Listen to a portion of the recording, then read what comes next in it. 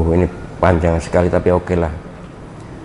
Ustadz, lapo si A investasi 100 juta ke si B jangka waktu 1 tahun, kemudian si B berjanji memberikan bagi hasil sebesar 3 juta per bulan, kemudian terjadi kesepakatan setuju dengan menggunakan surat perjanjian.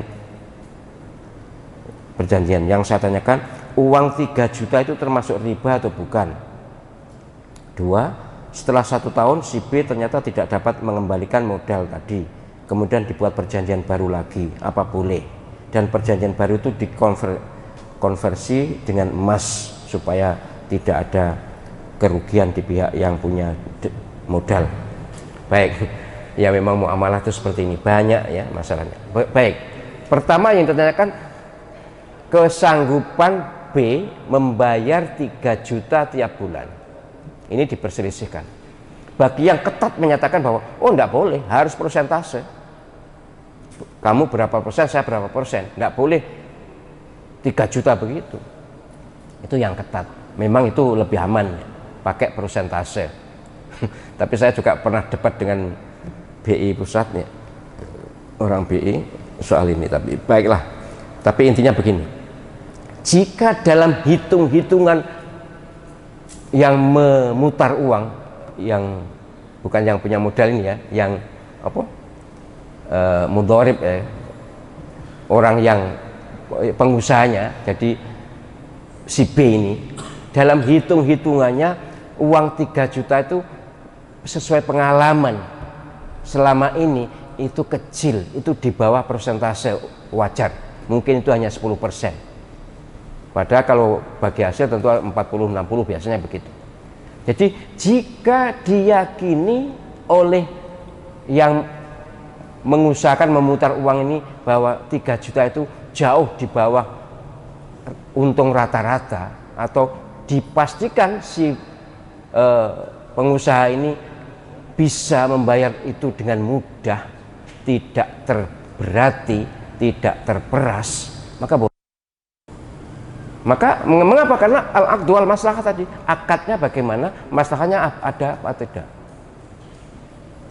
Sekali lagi ini pendapat yang lebih kontemporer atau yang lebih longgar, bahwa asal akadnya benar, bahwa akadnya memang bagi hasil, kemudian ada maslahahnya lebih, bagi yang punya uang memang lebih senang dibayar 3 juta atau sedikit ya, 100 per bulan 3 juta itu relatif sedikit ya, daripada nanti dibagi hasil. Bisa aja, mohon maaf ya, kejujuran memang juga dipertanyakan, apakah bisa jujur dibagi hasil di persentase itu.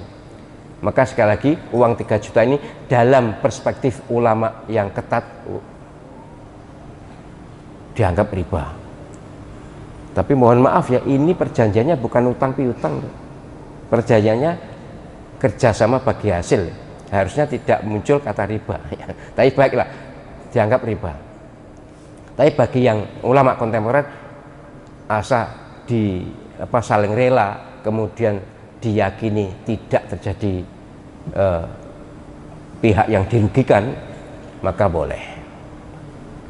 Kemudian pertanyaan kedua, ternyata modalnya tidak kembali, janjinya 1 tahun, ternyata modalnya tidak bisa kembali, belum bisa mengembalikan, lalu dibuat akad ulang, apa boleh? Iyalah boleh kalau soal dibuat akad ulang, tapi masalahnya adalah dibuat akad ulang dengan konversi emas.